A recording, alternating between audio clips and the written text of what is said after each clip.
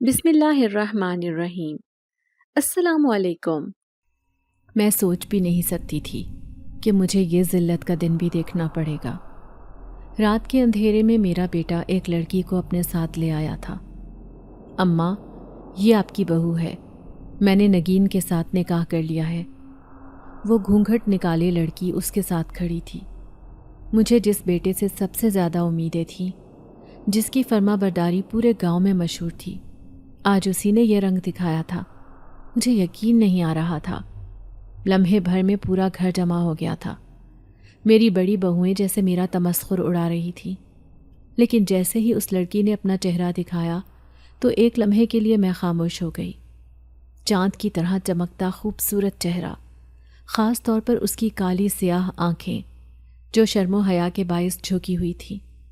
میں دل میں سوچنے لگی، یقیناً اپنے اس حسن سے ہی اس نے میرے بیٹے کو گھائل کیا ہوگا، ورنہ میرا فرما بردار بیٹا، وہ تو میری مرضی کے بغیر کھانا تک نہیں کھاتا تھا۔ اب میں خاموش ہو گئی تھی۔ میں نے جیسے چپ کا روزہ رکھ لیا تھا۔ میرا بیٹا اسے لے کر اپنے کمرے میں چلا گیا، جبکہ میری سسکیاں عروج پر تھیں۔ مجھے بہت رونا آ رہا تھا۔ میرا نام فردوس تھا، میری عمر 45 سال تھی، لیکن اولاد کے معاملے میں میرا نصیب بڑا ہی کھوٹا نکلا تھا۔ میرے 3 بیٹے اور ایک ہی بیٹی تھی۔ اپنی بیٹی کی شادی میں نے ایک گاؤں میں کی تھی، جبکہ تینوں بیٹے گاؤں کی زمینوں کو سنبھالتے تھے۔ ایک بڑی حویلی کی مالکن ہونے کے ساتھ ساتھ کئی ایکڑ پر مشتمل زمینیں بھی میرے نام پر تھیں۔ شوہر کی موت کے بعد اکیلے ہی میں نے سب کچھ سنبھالا تھا۔ سوچا تھا کہ بیٹوں کو جوان کر کے بڑھاپے میں سکون حاصل کروں گی، لیکن جیسے ہی بڑے بیٹے کی شادی کی، اس کی بیوی اس قدر تیز ترار اور زبان دراز آئی تھی کہ اس نے آتے ہی میرے بیٹے کو قابو کر لیا۔ دوسرے بیٹے کی شادی کی تو اس کی بیوی بھی انتہائی کامچور اور جاہل آئی تھی۔ بات بات پر شور شرابہ کرنا، رونا دھونا اس کا کام تھا۔ اسے تو میں ویسے ہی کچھ نہیں کہتی تھی۔ میں جو امید کر رہی تھی کہ وہ دونوں میری خدمت کریں گی، بڑھاپے کا سہارا بنیں گی، میرے بیٹے بھی ان سے کہیں گے کہ ان کی ماں نے ان کے لیے کیا کچھ قربان کیا ہے، اپنی زندگی کی خوشیاں، اپنا وقت، اپنی جوانی، سب کچھ میں نے اپنے بچوں کے پیچھے ہی قربان کر دیا تھا، لیکن مجھے ان سے یہ امید نہیں تھی۔ شکور میرا سب سے چھوٹا بیٹا تھا اور سب سے فرما بردار بھی۔ سب کہتے ہیں کہ یہ تمہارا بیٹا سب سے اچھا ہے، تمہارا بہت خیال رکھتا ہے، دیکھنا شادی کے بعد بھی نہیں بدلے گا۔ یہی وجہ تھی کہ میں نے زمین کے سارے معاملات اس کے حوالے کر رکھے تھے، اوپر سے یہ حویلی جو اب بہت پرانی ہو چکی تھی۔ سب لوگ کہتے تھے کہ اسے بیچ کیوں نہیں دیتی، اب اپنا نیا گھر تعمیر کرواؤ، لیکن اس حویلی میں میری زندگی کی کئی یادیں وابستہ تھیں، اور پھر میرے شوہر کے ساتھ میری زندگی یہیں پر گزری تھی، اس لیے میں کسی قیمت پر بھی اس حویلی کو چھوڑنے کو تیار نہیں تھی۔ حالانکہ میرے بیٹے اور بہوؤں کا ارادہ تھا کہ وہ اس حویلی کو بیچ کر شہر چلے جائیں اور زمینیں بھی بیچ دیں، لیکن میں کسی قیمت پر بھی اپنی زمینیں بیچنے کو آمادہ نہیں تھی۔ یہ سب کچھ میرے نام پر تھا۔ ابھی تک میں نے اپنے کسی بھی بیٹے کے نام پر کوئی جائیداد منتقل نہیں کی تھی۔ یہی وجہ تھی کہ وہ سب اس بات کی وجہ سے یہاں سے کہیں جانے کو تیار ہی نہیں تھے۔ اب میرے سب سے چھوٹے اور فرما بردار بیٹے نے ایک ایسا کام کیا تھا جسے دیکھ کر مجھے اپنی آنکھوں پر یقین نہیں آیا تھا۔ وہ کہہ رہا تھا کہ میں نے اس لڑکی سے نکاح کر لیا ہے۔ مجھے اس سے یہ امید نہیں تھی، لیکن لڑکی سچ میں ہی بہت خوبصورت تھی۔ وہ کہاں سے آئی تھی، کس گاؤں سے اس کا تعلق تھا، میں اس کے بارے میں کچھ بھی نہیں جانتی تھی۔ پھر صبح سویرے میری آنکھ کھلی تو میں یہ دیکھ کر حیران رہ گئی کہ وہ صحن میں جھاڑو لگا رہی تھی۔ میری دونوں بہوئیں تو 10-11 بجے سے پہلے اٹھتی ہی نہیں تھیں۔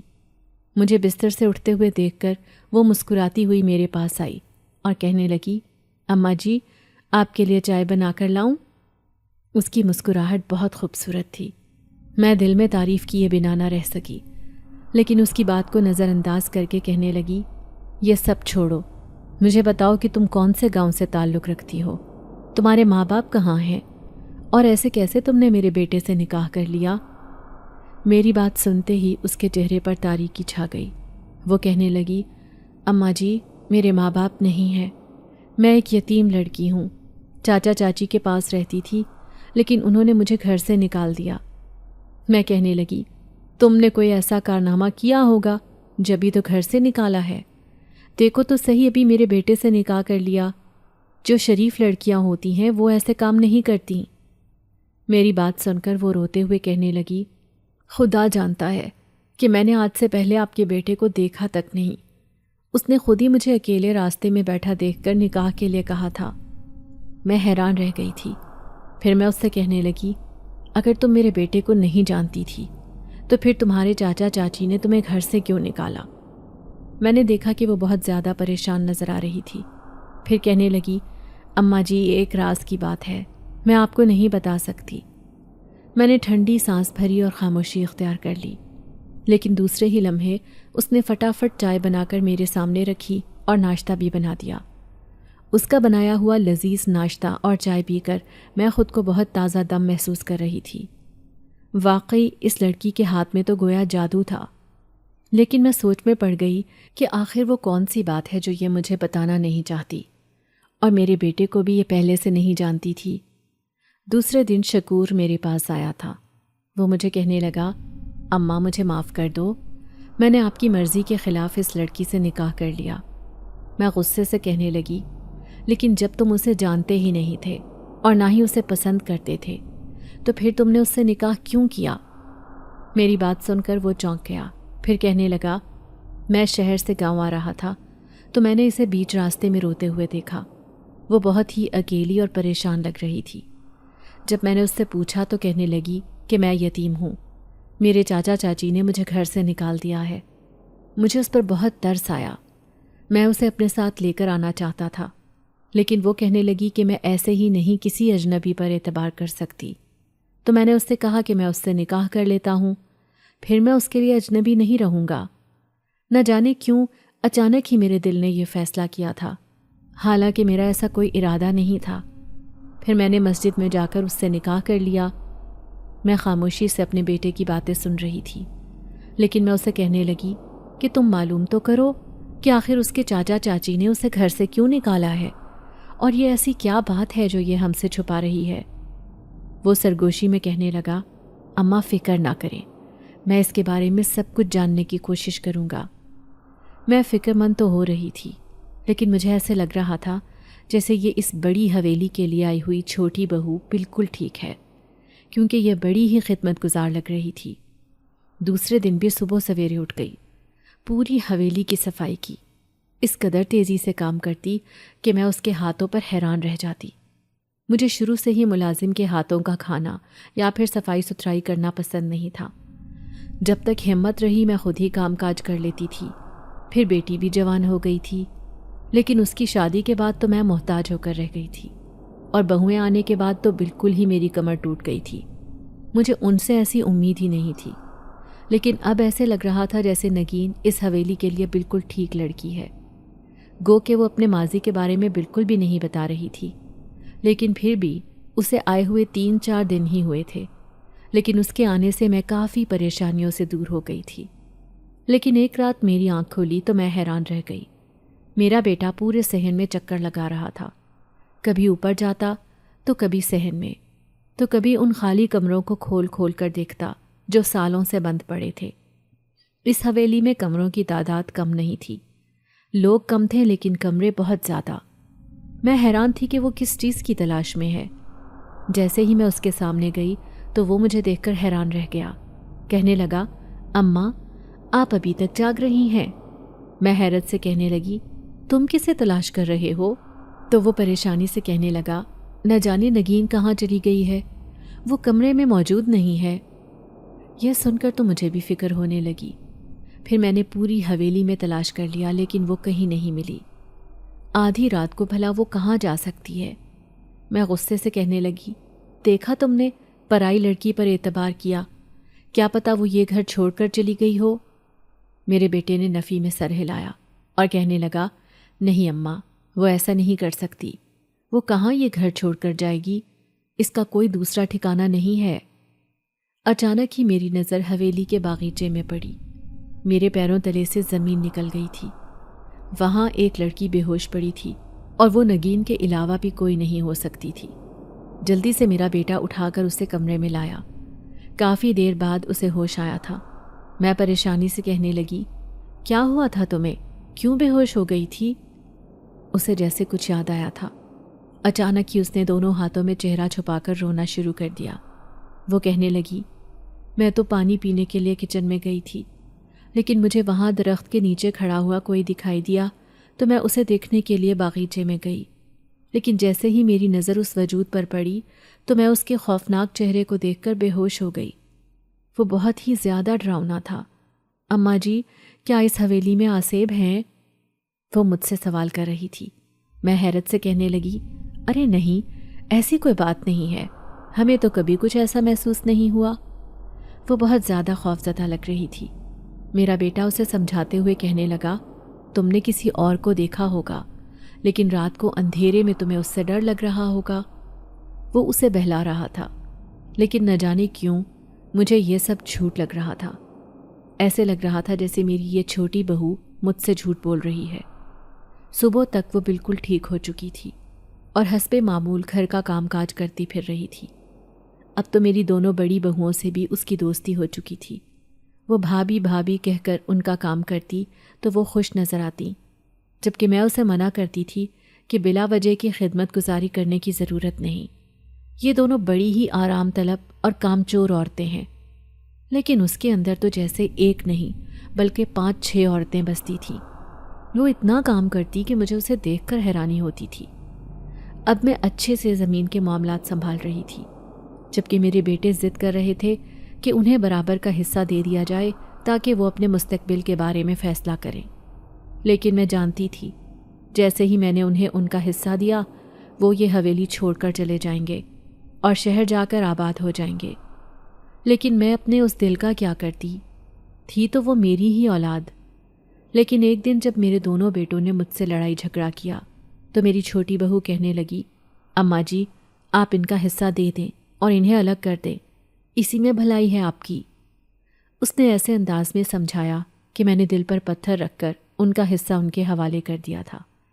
اور پھر وہی ہوا جس کا ڈر تھا۔ وہ سب اپنا اپنا حصہ لے کر شہر میں جا کر آباد ہو گئے، اور میں اتنی بڑی حویلی میں اپنے چھوٹے بیٹے اور چھوٹی بہو کے ساتھ اکیلی رہ گئی۔ اب گاؤں کی زمینوں کو میرا چھوٹا بیٹا سنبھال رہا تھا، جبکہ پوری حویلی میری چھوٹی بہو نے سنبھال لی تھی۔ وہی اس کی صاف ستھرائی کرتی اور سارا کام کرتی، میری خوب خدمت بھی کرتی تھی۔ میری زندگی میں جیسے اب کسی چیز کی کوئی کمی نہیں رہی تھی۔ لیکن نہ جانے اسے کیا ہوتا، ہر چاند کی 14 تاریخ کو وہ اسی درخت کے نیچے جا کر بے ہوش ہو جاتی، اور آدھی رات کو ہمیں ایسی ہی حالت میں ملتی تھی۔ میں اس بات کی حقیقت نہیں جان پائی تھی، لیکن میں نے اپنے بیٹے سے کہا تھا کہ وہ اس معاملے کو سلجھائے، جاننے کی کوشش کرے کہ آخر اس کے ساتھ ایسا کیوں ہوتا ہے۔ مجھے یہ بھی نہیں معلوم تھا کہ اس کے چاچا چاچی کون سے گاؤں میں رہتے تھے۔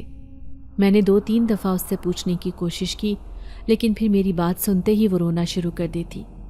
اس نے مجھے ابھی تک کچھ بھی نہیں بتایا تھا، لیکن وہ کہتی کہ مجھے وہاں پر کوئی خوفناک چہرہ دکھائی دیتا ہے، اسی لیے میں وہاں جا کر بے ہوش ہو جاتی ہوں۔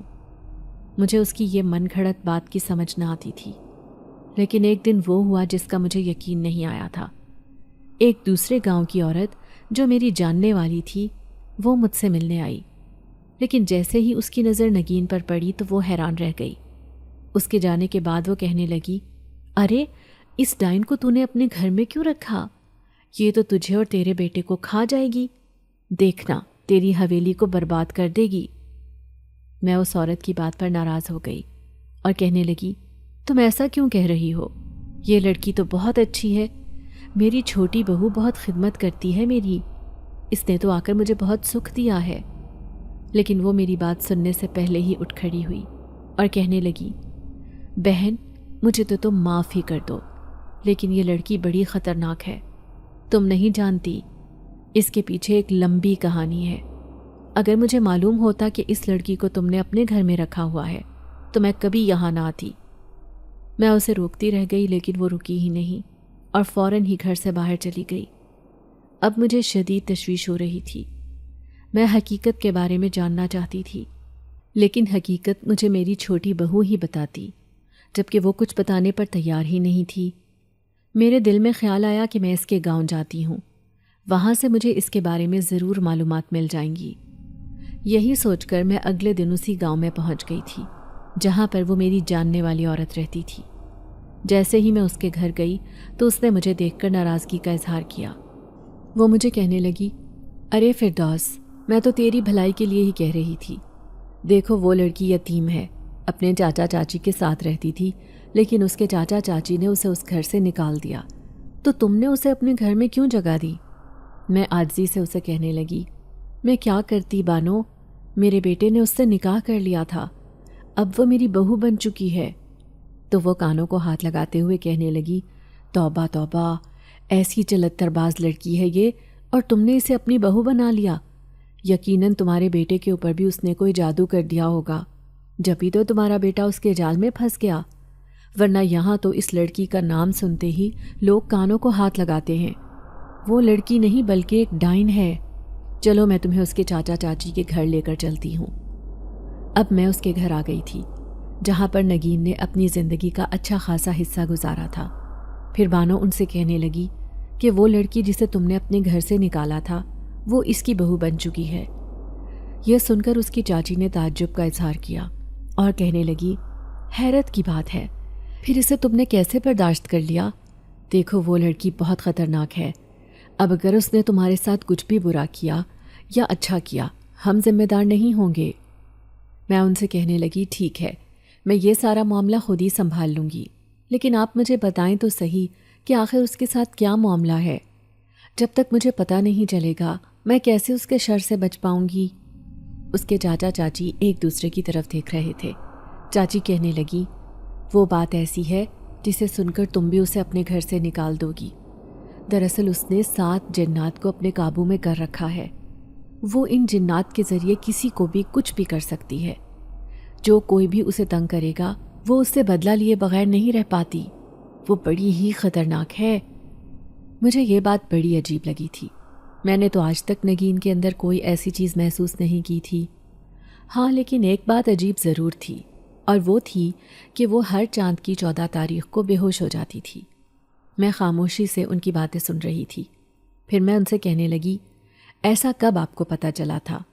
تو اس کی چاچی کہنے لگی، جیسے جیسے وہ جوان ہونے لگی مجھے معلوم ہو گیا کہ وہ اکیلی نہیں ہے، بلکہ اس کے ساتھ کوئی ہے۔ گاؤں میں کوئی بھی اسے تنگ کرتا تھا یا میں ہی کبھی اسے سخت سست سنا دیتی تھی، وہ بھی کام کی وجہ سے، تو وہ مجھ سے بدلہ لیے بنا نہیں رہتی تھی۔ میرے 4 بچے ہیں، لیکن وہ چاروں اس سے بہت ڈرتے تھے۔ گاؤں کا بچہ بچہ جانتا ہے کہ اس پر جنات عاشق ہیں، جو اس کا بدلہ لینے کے لیے اس پورے گاؤں کے لوگوں کو تنگ کرتے ہیں۔ وہ جو کوئی بھی اس کے ساتھ کچھ غلط کرتے ہیں۔ اب تمہیں کیا بتاؤں، اس کی ایک سہیلی تھی کلثوم۔ ایک دن دونوں ساتھ کپڑے دھونے گئی نہر پر، تو کلثوم نے اس سے کسی بات پر لڑائی کر لی، لیکن اگلے ہی دن کلثوم کی منگنی ٹوٹ گئی۔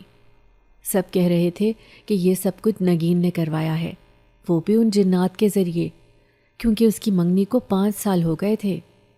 کلثوم نے فوراً ہی نگین سے معافی مانگ لی اور اس کی منتیں کرتے ہوئے کہنے لگی کہ وہ اس کے ساتھ ایسا نہ کرے، لیکن اس نے ایک نہ مانی اور کہنے لگی کہ مجھے ستانے کا یہی انجام ہے۔ اب تمہیں کیا بتاؤں، میرے بچوں کے ساتھ بھی بہت چھوٹی چھوٹی باتوں پر بڑے بڑے بدلے لیتی تھی۔ اس نے جنات کے ذریعے بہت سے لوگوں کو ستایا ہے۔ بس یوں سمجھو کہ اس کے اندر ایک طاقت ہے، وہ بھی جنات کی، جس کے ذریعے وہ بڑے بڑے کام کر لیتی ہے۔ اب تم خود ہی بتاؤ، تمہارا بیٹا جو اسے جانتا تک نہیں تھا، اس نے کیسے اس سے نکاح کر لیا؟ اسی وجہ سے، کیونکہ اس نے یہ سب ایک پلان بنا کر کیا ہوگا، کیونکہ میں نے اسے گھر سے نکال دیا تھا۔ مجھے کئی دن تک ڈر بھی لگا رہا کہ وہ کہیں مجھ سے بدلہ لینے کے لیے میرے ساتھ کچھ نہ کر بیٹھے، لیکن پھر جب پتہ چلا کہ وہ کسی دوسرے گاؤں چلی گئی ہے اور وہاں جا کر اس نے شادی کر لی ہے، تب یہ بات سن کر میری جان میں جان آئی۔ اس کی چاچی نے مجھے سب کچھ بتا دیا تھا، اور اب مجھے اس چالاک لڑکی پر غصہ آ رہا تھا۔ اس نے کیسے مجھے اور میرے بیٹے کو بے وقوف بنا رکھا تھا، پلاننگ کر کے کیسے میرے دونوں بڑے بیٹوں اور بہوؤں کو گھر سے نکال دیا اور خود عیش سے بڑی حویلی کی مالکن بن گئی۔ اب میں ایک نئے خوف کا شکار ہو کر حویلی میں جا رہی تھی۔ مجھے اس کے بارے میں سب کچھ پتہ چل گیا تھا جو اس قدر معصوم نظر آتی تھی، لیکن آہستہ آہستہ اس نے ہر چیز پر اپنا قبضہ کر لیا تھا۔ جو چیزیں میں نے اپنی بڑی بہوؤں کو نہیں دی تھیں وہ میں نے صرف 1-2 مہینے میں ہی سب کچھ اس کے حوالے کر دیا تھا۔ یقیناً اس نے ہمارے گھر پر بھی جنات کو بسا دیا ہے۔ اب میں یہ سوچ کر خوفزدہ تھی کہ میری بڑی حویلی تو بہت بڑی تھی، اگر ایسا کچھ ہو گیا تو وہاں رہنا تو بہت ہی مشکل ہو جائے گا۔ مجھے ابھی خاموش رہنا ہے اور خاموشی سے اس لڑکی کا جائزہ لینا ہے۔ دل میں ہزاروں فکر لیے میں واپس بڑی حویلی آ گئی تھی۔ جیسے ہی جا کر اپنے تخت پر بیٹھی، فوراً ہی میری چھوٹی بہو میرے پاس آئی اور فکر مندی سے کہنے لگی، اماں جی آپ کہاں گئی تھیں؟ بہت تھک گئی ہوں گی، میں آپ کے لیے چائے بنا کر لاتی ہوں۔ مجھے اس کی مسکراہٹ مصنوعی لگی تھی۔ اب میں نے اس پر نظر رکھنا شروع کر دی تھی، لیکن ایک بات محسوس کر کے میرے پیروں تلے سے زمین نکل گئی تھی۔ اس نے حویلی کے 7 کمروں پر تالے لگا دیے تھے، جبکہ باقی سارے کمرے کھلے ہوئے تھے۔ میں اس سے کہنے لگی، تم نے ان کمروں کو کیوں بند کیا ہے؟ میرے لہجے میں غصہ تھا، تو وہ کہنے لگی، اس لیے کہ میں نے انہیں صاف ستھرا کر کے رکھ دیا ہے تاکہ کوئی مہمان وغیرہ آئے تو وہ ان میں قیام کر سکے، اور ہماری ضرورت کے لیے تو یہ 3-4 کمرے ہی بہت ہیں جو نچلی منزل پر ہیں۔ اس نے مجھے لاجواب کر دیا تھا، لیکن مجھے پورا یقین تھا کہ وہ جس مقصد سے یہاں آئی ہے وہ مقصد حاصل کر کے رہے گی۔ وہ میرے بیٹے اور مجھے بھی اس حویلی سے نکال کر ان 7 جنات کے ساتھ اس حویلی میں آباد ہو جائے گی۔ ایسی ہی باتیں میرے ذہن میں آ رہی تھیں۔ اب میں بڑی پریشان رہنے لگی تھی، کسی طرح بھی اپنے بیٹے کا پیچھا اس چالاک لڑکی سے چھڑانا چاہتی تھی۔ گاؤں والے صحیح کہتے ہیں، یہ لڑکی نہیں بلکہ ڈائن ہے۔ دیکھو تو صحیح اس نے سب کچھ کیسے اپنے ہاتھوں میں کر لیا ہے، اور تو اور میرے باقی بیٹے اور بہوؤں کو بھی اس حویلی سے نکال دیا۔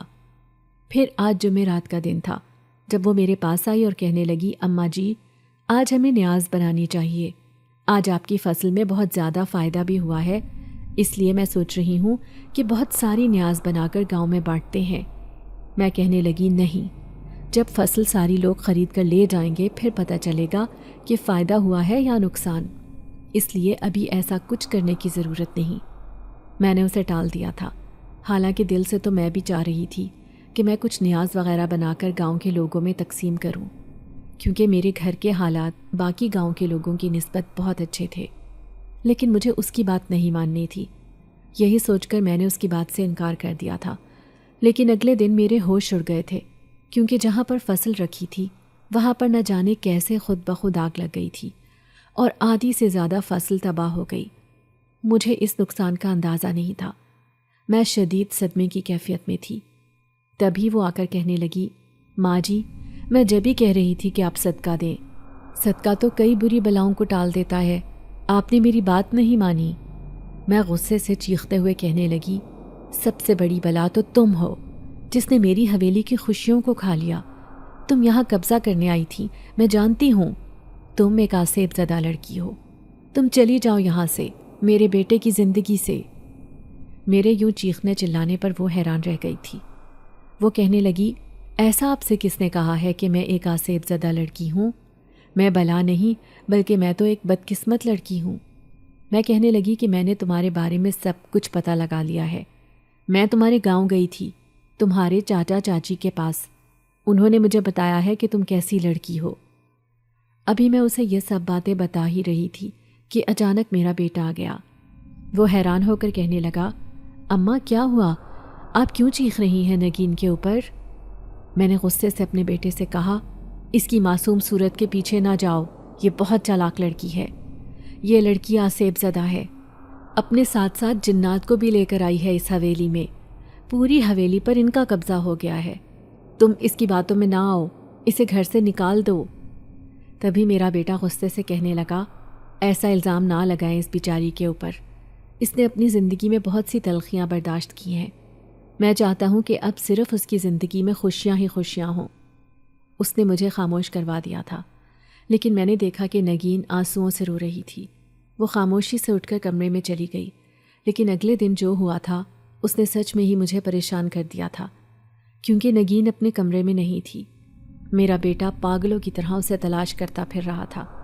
پھر وہ میرے پاس آ کر کہنے لگا، دیکھا اماں، آپ نے اسے کہا تھا نا کہ یہ حویلی چھوڑ کر چلی جائے، چلی گئی ہے وہ یہاں سے ہمیشہ کے لیے، یہ دیکھیں وہ یہ خط چھوڑ کر گئی ہے۔ میں نے دھندلائی نظروں سے اس خط کو دیکھا اور پھر اس ٹوٹی پھوٹی اردو کو پڑھنے لگی۔ شکور اور اماں جی، مجھے معاف کر دیں آپ نے مجھ پر جو الزام لگائے ہیں ان کی تردید تو نہیں کر سکتی اور نہ ہی تصدیق کروں گی، کیونکہ وہ سب جھوٹ ہے جو کچھ میرے چاچا اور چاچی نے آپ سے کہا ہے۔ انہوں نے وہ سب کچھ گاؤں میں پھیلا دیا تھا، یہی وجہ تھی کہ گاؤں کے لوگ بھی مجھ سے نفرت کرنے لگے تھے۔ میں ایسی نہیں ہوں، میرے ساتھ کوئی جنات نہیں ہے، بلکہ جو کچھ بھی میرے ساتھ ہوتا ہے وہ سب میرے چاچا اور چاچی نے میرے ساتھ کیا ہے۔ آپ کو یقین نہیں آئے گا، لیکن گاؤں کی آدھی زمینوں کی مالک میں ہوں، نگین مصطفیٰ احمد، ایک بڑے وڈیرے کی بیٹی۔ لیکن جب اچانک ہی ایک حادثے میں میرے ماں باپ کا انتقال ہو گیا، میں اس وقت صرف 10 سال کی تھی۔ چاچا چاچی نے مجھے پالنا شروع کیا، لیکن ان کے اپنے 4 بچے تھے۔ ان کی نظر اس جائیداد پر تھی جو میرے نام پر تھی، کیونکہ میری پیدائش پر ہی میرے بابا نے وہ ساری دولت میرے نام کر دی تھی۔ میں بلا کی خوبصورت تھی، جیسے چاند کی 14ویں شب ہو، اور اس خوبصورتی کا احساس مجھے تب ہوا جب میں 16 سال کی ہو گئی۔ گاؤں میں سب لوگ میری تعریف کیا کرتے تھے، سب جانتے تھے کہ یہ ساری زمینیں میرے نام پر ہیں اور میں ان کی اکلوتی وارث ہوں۔ لیکن میرے چاچا چاچی یہ سب کچھ ہتھیانا چاہتے تھے، اور ان کے لیے یہ سب کچھ حاصل کرنا بہت مشکل تھا۔ انہیں پہلے مجھے راستے سے ہٹانا پڑتا، پھر آہستہ آہستہ انہوں نے میرے ساتھ نہ جانے کیا کرنا شروع کیا۔ چاچا آدھی رات کو مجھے اپنے ساتھ ایک قبرستان میں لے جاتے۔ وہاں پر ایک بوڑھا سا آدمی بیٹھا ہوتا جو دیکھنے میں شیطان فطرت لگتا تھا۔ مجھے غصہ آتا کہ چاچا مجھے یہاں کیوں لے کر آتے ہیں۔ 1 گھنٹے تک میں اس کے سامنے بیٹھی رہتی اور پھر چاچا مجھے گھر لے آتے تھے۔ میں نہیں جانتی تھی کہ وہ میرے ساتھ کیا کرنا چاہتے ہیں، لیکن کئی دنوں تک میرے ساتھ ایسا ہی ہوتا رہا۔ 21 دن کے بعد میرے ساتھ وہ ہوا جس کا مجھے یقین نہیں ہوا تھا، جو میرے وہم و گمان میں بھی نہیں تھا۔ جب مجھے غیر فطری چیزیں دکھائی دینے لگی، وہ اس قدر خوفناک ہوتی کہ میں انہیں دیکھ کر چیخیں مارتی تھی۔ میرا یہ ڈر لوگوں کے سامنے بھی ظاہر ہونے لگا، کسی سے کچھ مخفی نہیں رہا تھا۔ گھر میں چاہے لوگ آئے ہوئے ہوتے یا پھر کوئی اور مہمان، میں سب کے سامنے ایسی ہی حرکتیں کرتی تھی۔ چاچا چاچی، خدا کے لیے مجھے بچاؤ، وہ دیکھو سامنے کوئی کھڑا ہے۔ میں کسی کا لحاظ نہیں کرتی تھی۔ جب بھی وہ مجھے دکھائی دیتے، میں سب سے کہتی کہ مجھے بچا لو، وہ مجھے اپنے ساتھ لے جائیں گے۔ نہ جانے میں یہ سب کیوں کر رہی تھی یا میرے ساتھ ایسا کیوں ہو رہا تھا۔ میں اس کی وجہ کیسے پتہ لگاتی؟ میں تو اس وقت بہت کم عمر تھی، معصوم تھی، مجھے دنیا کی سمجھ نہیں تھی۔ لیکن آہستہ آہستہ ہر آئے گئے کے سامنے چاچی کہنے لگی، ارے دیکھو تو صحیح، اس لڑکی نے نہ جانے کیا کر لیا ہے خود کے ساتھ، کہتی ہے کہ مجھے جنات دکھائی دیتے ہیں۔ اب لوگ مجھ سے خوف کھانے لگے تھے۔ پھر ایک دن چاچا چاچی نے مجھے کمرے میں بند کر دیا اور بالکل اندھیرا کر دیا۔ میری نفسیاتی حالت بالکل خراب ہو گئی تھی، کیونکہ مجھے اندھیرے میں سائے سے دکھائی دے رہے تھے۔ میں مسلسل رو رہی تھی، خدا کے لیے چاچا چاچی مجھے یہاں سے باہر نکالو، مجھے بہت ڈر لگ رہا ہے۔ لیکن 3 دن تک مسلسل ایک ہی کمرے میں بند رہنے کی وجہ سے میری ذہنی حالت اتنی خراب ہو گئی تھی کہ میں اب لوگوں کو دیکھ کر بھی چیخیں مارتی۔ سب لوگوں کو یقین تھا کہ یہ لڑکی آسیب زدہ ہے۔ پھر وہ مجھے ایک عامل کے پاس لے گئے، لیکن وہ بھی ان کی سازش ہی تھی۔ عامل نے سارے گاؤں کے سامنے کہا تھا کہ اس لڑکی پر 7 جنات عاشق ہیں، جو اس نے ایک خاص عمل کر کے اپنے اوپر عاشق کیے ہیں، کیونکہ وہ ان کی مدد لے کر گاؤں کے سب لوگوں کے اوپر حکومت کرنا چاہتی ہے، کیونکہ اس کے نام پر بہت ساری زمینیں ہیں، گاؤں کا آدھا حصہ اس کے نام پر ہے۔ یہ ایک جھوٹی کہانی تھی، لیکن عامل نے سارے گاؤں کے لوگوں کو بے وقوف بنا دیا تھا۔ گاؤں کے لوگ مجھ سے نفرت کر رہے تھے۔ سب کہنے لگے، ارے اس لڑکی کو اس گاؤں سے باہر نکالو، پھر ہی ہمیں اس سے چھٹکارا ملے گا، ورنہ یہ تو ہم پر حاوی ہو جائے گی۔ ہم نہیں چاہتے کہ ہماری جوان بیٹیوں پر کسی جنات وغیرہ کا اثر ہو۔ یوں سب لوگوں نے چاچا چاچی کو مشورہ دیا کہ اس لڑکی کو اس گاؤں سے باہر نکال دو، یہی ہمارے لیے بہتر ہے۔ انہوں نے رات کے اندھیرے میں مجھے گھر سے باہر نکال دیا تھا۔ میں بھی جانتی تھی کہ وہ ظالم لوگ اللہ تعالیٰ کی ہر حد کو پار کر چکے ہیں اور میرے ساتھ کچھ بھی کر سکتے ہیں، ہو سکتا ہے کہ مجھے جان سے ہی مار دیں۔ یہی سوچ کر میں نے گھر چھوڑنے کا فیصلہ کیا، کیونکہ وہ اب مجھے گھر میں رکھنے کو تیار نہیں تھے۔ پھر میں پیدل ہی پیدل نہ جانے کسی انجان منزل کی طرف جانے لگی۔ جس کا مجھے خود بھی علم نہیں تھا، لیکن راستے میں مجھے ایک لڑکا نظر آیا جو مجھے روتے ہوئے دیکھ کر بہت پریشان لگ رہا تھا۔ پھر وہ میرے سامنے بیٹھ گیا، اس نے مجھے کھانا بھی دیا اور پانی بھی پلایا۔ یہ دیکھ کر میری جان میں جان آئی کہ ابھی بھی لوگوں میں انسانیت زندہ ہے۔ پھر وہ مجھے اپنے گھر کی داستان سنا رہا تھا کہ کس طرح ہم ایک دوسرے کے کام آتے ہیں۔ جہاں کی بڑی حویلی کی مالکن اس کی ماں ہے جو بہت ہی اچھی عورت ہے۔ میں نے اس کے منہ سے اس کی ماں کی اتنی تعریفیں سنی کہ میں اس بڑی حویلی میں جانے کے لیے تیار ہو گئی، لیکن مجھے جانے کے لیے یہی راستہ نظر آیا کہ میں اس لڑکے سے نکاح کر لوں۔ وہ مجھے اپنے ساتھ لے کر جانا چاہتا تھا کیونکہ اس کا کہنا تھا کہ اس ویران جگہ پر مجھے کوئی بھی نقصان پہنچا سکتا ہے۔ پھر میں نے دل مضبوط کر کے اس کے سامنے ایک شرط رکھی۔ سامنے ہی ایک مسجد تھی، اس نے مجھ سے وہاں پر نکاح کر لیا۔ میری خوش نصیبی عروج پر تھی۔ میں نے سوچ لیا تھا کہ جا کر اس بڑی حویلی کی مالکن کی اتنی خدمت کروں گی کہ وہ مجھ سے خوش ہو جائے گی۔ لیکن نکاح کرنے کے بعد وہ عمل جو چاچا چاچی نے مجھ پر کروایا تھا اس کا اثر الٹا ہونا شروع ہو گیا۔ اب وہ جنات جو مجھے ہر جگہ دکھائی دیتے تھے وہ صرف چاند کی 14 تاریخ کو نظر آتے۔ وہ ساتوں کے ساتوں مل کر مجھے زبردستی اپنے ساتھ لے جانے کی کوشش کرتے، لیکن میں ان کے سامنے بے ہوشی کا ناٹک کرتی اور وہیں پر گر جاتی۔ یوں وہ وہاں سے غائب ہو جاتے تھے۔ لیکن آج اماں جی نے مجھے جو کچھ بھی کیا، مجھے اتنا ذلیل کیا کہ میرا دل دکھ سے بھر گیا۔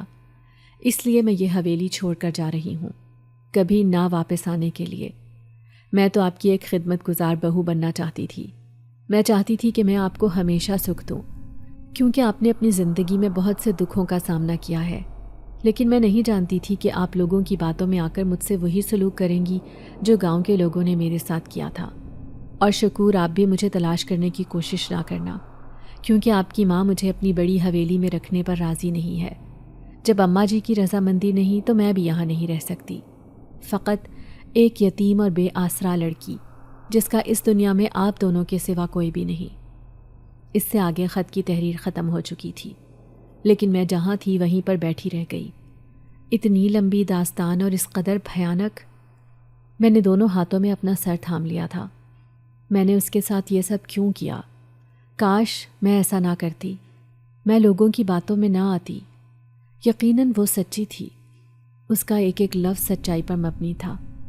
میں دیکھ سکتی تھی کہ اس نے رات کی تاریکی میں بیٹھ کر یہ خط لکھا ہوگا۔ جگہ جگہ پر اس خط پر آنسوؤں کے نشان تھے۔ میرا دل بے قرار ہونے لگا۔ میں اسے دوبارہ اس حویلی میں دیکھنا چاہتی تھی، جبکہ میرا بیٹا تو رو رہا تھا۔ وہ اس سے سچی محبت کرنے لگا تھا۔ پھر روتے ہوئے وہ کہنے لگا، اماں جی اب میں اسے کہاں تلاش کروں؟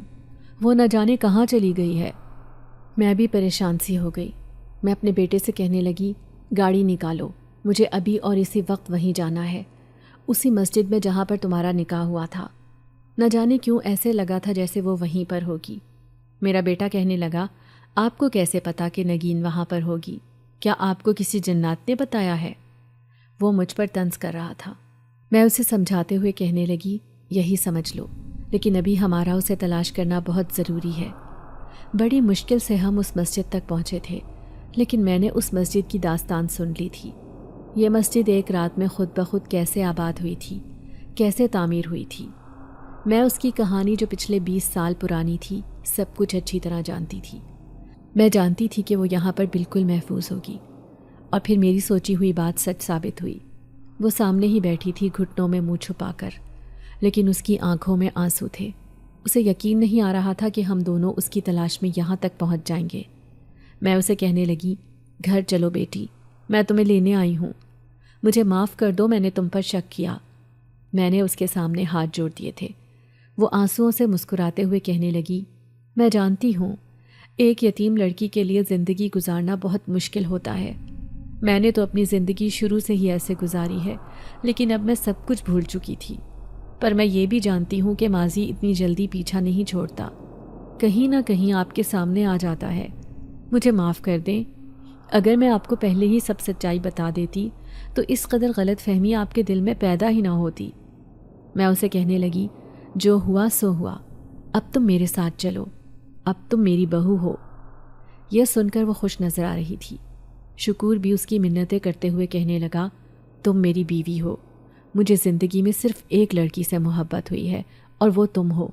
اب تم ہی ہماری بڑی حویلی کی مالکن ہو۔ میں بھی اسے کہنے لگی، ہاں، تم نے جتنی میری خدمت کی ہے میرا دل جیت لیا، اب مجھے کسی اور کی ضرورت نہیں۔ میں اور میرا بیٹا خوشی خوشی اسے گھر لے آئے تھے اور صبح کا سورج بڑا ہی روشن اور خوبصورت طلوع ہوا تھا۔ معمول کے مطابق لوگ میرے پاس آ جا رہے تھے اور میری چھوٹی بہو پوری حویلی میں کام کاج کرتی پھر رہی تھی۔ مجھے یقین تھا کہ میں غلطی پر تھی۔ جو کچھ بھی اس کے ساتھ ہوا تھا یہ سب اس کے چاچا چاچی کا کیا دھرا تھا۔ پھر ایک دن میں اسے کہنے لگی، آخر تم اپنی ساری دولت کیوں نہیں حاصل کر لیتی؟ انہوں نے تمہارے ساتھ اتنا سب کچھ کیا اور وہ تمہاری جائیداد کے مالک بھی بن بیٹھے۔ وہ اداسی سے مسکرا کر کہنے لگی، کاش وہ مجھ سے ایک دفعہ ایسے ہی سب کچھ مانگ لیتے، میں خوشی خوشی وہ سب چیزیں ان کے حوالے کر دیتی، لیکن انہوں نے تو مجھے پاگل ثابت کرنے میں کوئی کسر نہیں چھوڑی۔ جب لوگوں کی نفرت آپ کے سامنے آتی ہے تو شاید آپ اپنی زندگی گزارنے کے قابل بھی نہیں رہتے، اور یہی سب کچھ میرے ساتھ ہوا ہے۔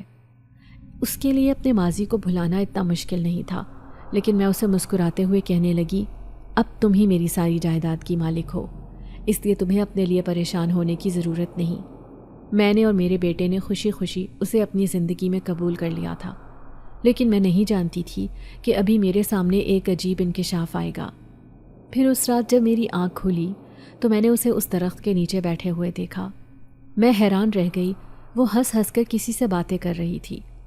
مجھے اسے دیکھ کر خوف محسوس ہوا، لیکن صبح جب وہ اٹھی تو معمول کے مطابق کام کر رہی تھی، لیکن میرے دل میں غلط فہمی آ چکی تھی۔ ایک بار پھر میں اس کے اوپر شک کر رہی تھی، اس لیے اپنے دل سے شک نکالنے کے لیے میں اس سے کہنے لگی، میں نے رات کو تمہیں وہاں پر بیٹھے ہوئے دیکھا تھا، سچ بتاؤ کہ تم کس سے باتیں کر رہی تھی؟ یہ سن کر اس نے سر جھکا لیا، پھر کہنے لگی، سچ بات تو یہ ہے اماں جی، چاچا چاچی نے مجھ پر عمل کروایا تھا تو وہ جنات میرے سامنے آنے لگے۔ میں انہیں دیکھ کر بہت خوف زدہ ہوتی تھی کیونکہ وہ تعداد میں کئی زیادہ تھے، لیکن میرے رونے کو دیکھ کر وہ بجائے مجھے ڈرانے کے میرے پاس آتے، مجھے تسلی دیتے۔ جب کافی وقت گزر گیا تو مجھے ان کی عادت ہو گئی تھی، لیکن جب چاچا چاچی نے دیکھا کہ ان کے عمل کا مجھ پر کوئی اثر نہیں ہو رہا تو وہ مجھ سے چڑھنے لگے، اور انہوں نے پورے گاؤں میں یہ مشہور کر دیا تھا کہ میں ایک آسیب زدہ لڑکی ہوں۔ حالانکہ ایسی بات نہیں تھی، وہ خود ہی ان جنات کو میرے سامنے لے کر آئے تھے، مجھے خوف زدہ کرنے کے لیے، مجھے پاگل کرنے کے لیے، لیکن وہ جنات میرا ساتھ دینے لگے۔ یہی وجہ تھی کہ اب مجھے ان سے ڈر نہیں لگتا تھا۔ میں اپنے دکھ سکھ انہیں بتانے لگی تھی۔ ابھی بھی میں ان سے پیچھا نہیں چھڑا سکتی، کیونکہ انہوں نے میرا ایسے وقت میں ساتھ دیا تھا جب کوئی بھی میرے ساتھ نہیں تھا۔ میں خود کو بہت اکیلا محسوس کرتی تھی، لیکن وہ میرے ساتھ ہوتے تو میں اپنے آپ کو اتنی آزمائش میں محسوس نہیں کرتی تھی، بلکہ ایسا لگتا تھا کہ کوئی میرے ساتھ ہے جو میرے اس دنیا میں جینے کو آسان بنا رہا ہے۔ یہ سن کر مجھے بڑی حیرت ہوئی تھی۔ پھر میں نے اسے اس کے حال پر چھوڑ دیا، یہ اس کا معاملہ تھا۔ وہ میری خوب خدمت کرتی تھی، ایک خدمت گزار بہو تھی، اس لیے مجھے اس سے کوئی شکایت نہیں تھی۔ اوپر سے میرا بیٹا اس سے بہت محبت کرتا تھا، لیکن تب مجھے پریشانی ہونے لگی جب پتہ چلا کہ وہ حاملہ ہے۔ اب میں نہیں چاہتی تھی کہ وہ جنات کے ساتھ رہے، ان سے بات چیت کرے، کیونکہ مجھے لگتا تھا کہ ہونے والے بچے پہ ان کا اثر ہو جائے گا۔ پھر میں نے اسے دبے لفظوں میں منع کیا، اسے سمجھاتے ہوئے کہنے لگی کہ پہلے کی زندگی میں اور اب کی زندگی میں بہت فرق ہے، اس لیے تمہیں انہیں منع کرنا ہوگا کہ اب وہ تمہارے سامنے آنا چھوڑ دیں۔ وہ مایوسی سے کہنے لگی، ایسا ناممکن ہے، کیونکہ وہ تعداد میں کئی زیادہ ہیں۔ اگر میں ایک کو منع کروں گی تو دوسرا آ جائے گا، دوسرے کو منع کروں گی تو تیسرا، غرض کہ ان میں سے کوئی نہ کوئی مجھے دکھائی دیتا ہے، اور ہر چاند کی 14 تاریخ کو وہ مجھ سے ملنے ضرور آتے ہیں۔ اب میں اس کا بہت خیال رکھتی تھی، لیکن ایک دن اس کے چاچا چاچی حویلی میں چلے آئے، وہ اسے دیکھنے کے لیے آئے تھے۔ پھر اس کی چاچی دبے لفظوں میں مجھے کہنے لگی، کیا آپ نے پھر بھی اسے گھر میں رکھا ہوا ہے؟ کیوں نہیں اسے گھر سے نکال دیتی؟ میں غصے سے کہنے لگی، آپ لوگوں نے اس کے ساتھ دھوکہ کیا اور اس کے اوپر الزام لگا رہے ہیں، شرم آنی چاہیے آپ کو۔ میرے گھر میں دولت کی کوئی کمی نہیں، نہ ہی جائیداد کی، لیکن پھر بھی مجھے اس دولت کا کوئی لالچ نہیں، کیونکہ سب جانتے ہیں کہ یہ سب کچھ اسی دنیا میں رہ جائے گا تو صرف انسان کے اعمال۔ اس لیے آپ لوگوں کو اس لڑکی سے معافی مانگنی چاہیے جو یتیم ہونے کے ساتھ ساتھ بہت سے دکھ برداشت کرتی رہی ہے، اور یہ سب دکھ آپ کے دیے ہوئے ہیں۔ میں نے انہیں شرم دلانے کی کوشش کی۔ میں نے دیکھا کہ ان کے چہرے پر مایوسی تھی۔ شاید وہ اپنا مقصد پورا ہوتے ہوئے نہیں دیکھ پائے تھے۔ وہ مجھے میری بہو سے متنفر کرنا چاہتے تھے، لیکن وہ اپنی اس کوشش میں کامیاب نہیں ہوئے۔ الٹا میں نے انہیں بے عزتی کر کے بھگا دیا تھا۔ پھر وقت تیزی سے گزرنے لگا اور نگین ایک بیٹی کی ماں بن گئی۔ بیٹی بھی اسی کی طرح بہت خوبصورت تھی، بالکل چاند کی روشنی کی طرح۔